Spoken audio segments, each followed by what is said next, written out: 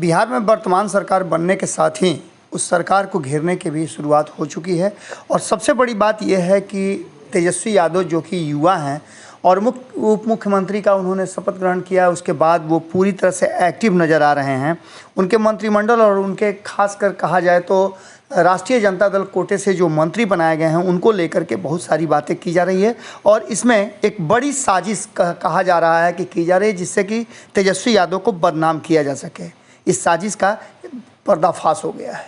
आपको बता दें कि बिहार में जिस तरह से सरकार बनते ही लगातार आरोप लगने लगे कि कानून मंत्री कार्तिकेय सिंह बड़े गंभीर मामले में आरोपी हैं और जिस दिन उन्हें सरेंडर करना था उसी दिन उन्होंने मंत्री पद की शपथ ली। हालांकि थोड़ा पीछे जाएं तो 2020 में जिस तरह से सरकार बनी थी, मंत्रिमंडल का शपथ ग्रहण हुआ था, उसमें जदयू के एक मंत्री जो थे, आखिरकार मेवालाल चौधरी को तुरंत इस्तीफा देना पड़ा और सरकार की बड़ी किरकिरी हुई थी। लेकिन वर्तमान सरकार में अभी तक किसी का इस्तीफा नहीं हुआ है और जो आरोप लगे थे कानून मंत्री पर, उस आरोप का उन्होंने जवाब भी दे दिया और वकील बाहर निकल करके उनके आए और उन्होंने स्पष्ट कर दिया कि ऐसा कोई भी मामला नहीं है। पुराने मामले हैं लेकिन उसमें कोर्ट ने उन्हें अभी छूट दे रखी है। इसके साथ ही बता दें कि सुधाकर सिंह पर भी गंभीर आरोप लगे हैं और उन्हें भारतीय जनता पार्टी लगातार टारगेट कर रही है सबूतों के साथ। जिस तरह से आपने देखा होगा कि सुशील मोदी आए और सुशील मोदी ने घेरने का काम किया और उन्होंने सबूतों के आधार पर बताया कि 12 करोड़ रुपए का सरकारी गबन का उन पर आरोप है। ऐसे लोगों को मंत्रिमंडल में नहीं होना चाहिए। लेकिन अब इस पर चर्चा छिड़ गई है कि तेजस्वी यादव को बदनाम करने की और उनके पिछले जो इतिहास रहे उनके माता पिता के, उसको दोहराने की कोशिश की जा रही है, जबकि इन सब से तेजस्वी यादव ने खुद को बिल्कुल अलग कर लिया है और एक नए तेवर और कलेवर के साथ वो सरकार में शामिल हैं, जिसका बार बार कहा जाए तो अप्रिशिएट नीतीश कुमार भी कर रहे हैं। वहीं कहा जाए तो कई ऐसे राज्य के नेता हैं, कई पार्टियां हैं जो तेजस्वी यादव के नए स्वरूप को देख करके काफ़ी खुश नज़र आ रही है। आपको बता दें कि जिस मामले को लेकर के भारतीय जनता पार्टी तेजस्वी यादव को बदनाम करने की कोशिश कर रही है, उसके अगर आंकड़ों को देखें तो भारतीय जनता पार्टी के साथ जब एनडीए की सरकार चल रही थी बिहार में, तब 79% लोग जो मंत्रिमंडल में शामिल थे वो आपराधिक केस से वंचित नहीं थे, यानी कि आपराधिक मामले में उन पर कई केस चल रहे थे। और अभी जो वर्तमान स्थिति है उसमें उससे कम प्रतिशत है जो आपराधिक चरित्र वाले हैं। अगर आंकड़ों की बात कहें तो कुल 23 मंत्री आपराधिक चरित्र वाले हैं, जिनमें से 33 मंत्रियों को शपथ दिलाई गई है। इसके साथ ही राष्ट्रीय जनता दल में 17 लोगों को जो शपथ दिलाया गया है उसमें से 15 दागी हैं, यानी कि प्रतिशत यहाँ बढ़ता जरूर है लेकिन ये मामले उस तरह के नहीं हैं। अब सामने से अगर देखा जाए तो पिछली बार आंकड़े कुछ अलग थे। कुल 32 में से 27 यानी 72% मंत्री जो हैं वो दागी हैं, जिसमें कैबिनेट में शामिल 17 यानी 53% के खिलाफ गंभीर मामले हैं।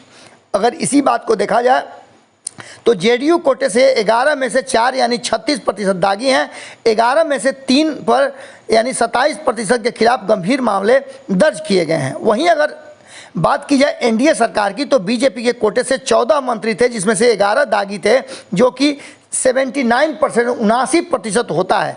14 में से 8 यानी कि 57% गंभीर मामलों में अपराधी थे। इसके साथ ही बता दें कि जिस तरह की चीज़ें चल रही हैं और जिस तरह से आपने देखा भी होगा कि राजनीति में आपराधिक मामले अक्सर दर्ज हुआ करते हैं, जिसको लेकर के तेजस्वी यादव ने स्पष्ट तरीके से कहा है कि जिसके ऊपर भी चार्ज फ्रेम होगा और अपराधी माना जाएगा न्यायालय के द्वारा, वैसे लोग हमारे मंत्रिमंडल में नहीं होंगे। लेकिन जहां तक मुकदमों का सवाल है, मामलों का सवाल है, उन सभी लोगों ने अपने हलफनामे में दिया है और राजनीति में ये बहुत बड़ी बात नहीं है। आपको हम थोड़ा सा पीछे लेकर के जाते हैं। जिस कारण से नीतीश कुमार ने 2017 में साथ छोड़ा था तेजस्वी यादव का, वो कारण अभी भी मौजूद है और तेजस्वी यादव पर जो गंभीर आरोप लगे थे आज भी उस आरोप में वो लगातार न्यायालय के चक्कर लगा रहे हैं। उसके बावजूद भी तेजस्वी यादव को दोबारा अपने साथ लाने के लिए नीतीश कुमार ने जरा भी देर नहीं की। अब ऐसी स्थिति में आप कैसे कह सकते हैं कि इस तरह की बातें भारतीय जनता पार्टी जो लगा रही है, जो आरोप लगा रही है, वो आरोप कितने सत्य हैं? इन सारी बातों को लेकर के आंकड़े आपके सामने हैं। पिछली सरकार से इस सरकार का प्रतिशत जो आपराधिक मामले वाले लोग हैं उनका कम है। ऐसी स्थिति में जानकार बताते हैं और ख़ास करके राजनीतिक गलियारे में इस बात की हलचल है कि भारतीय जनता पार्टी तेजस्वी यादव को बदनाम करने की साजिश रच रही है, जिसका कि कहीं ना कहीं आंकड़ों के हिसाब से पर्दाफाश हो गया है। देखना होगा कि इसके आगे खुलासों का दौर शुरू हो गया है। अब इसके आगे कौन सा खुलासा होता है और कौन भारतीय जनता पार्टी के टारगेट पर रहता है। जुड़े रहिए भारत लाइव के साथ। बहुत बहुत धन्यवाद। अगर ये वीडियो पसंद आई और वह बिहार के राजनीति और बिहारियत से सरोकार रखेनी तो सब्सक्राइब बटन दबा के चैनल के सब्सक्राइब कर ली। ओजे एगो घंटी बा, ओकरा बटन दबा देला से कुल सटीक और मारक खबर रुआ मुफ्त में मिल जाई। अगर रुआ पत्रकारिता के हमनी के नया प्रयोग में सहयोग कर चाहतानी तो ज्वाइन बटन दबा दी। पेटीएम नंबर नोट कर ली 9386816700। धन्यवाद।